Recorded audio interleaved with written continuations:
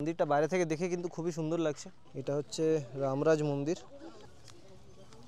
এখানে রেখে দিই জুতোগুলো, আর এখানে পা ধোয়ার জায়গা আছে।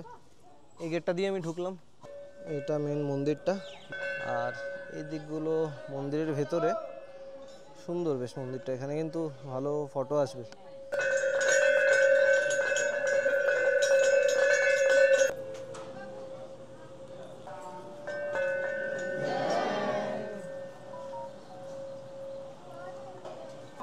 এখানে একটা শিব মন্দির আছে, আর এর অপোজিটে এখানেও একটা মন্দির আছে শিব ঠাকুর আর পার্বতী ঠাকুরের, খুব সুন্দর মূর্তিগুলো।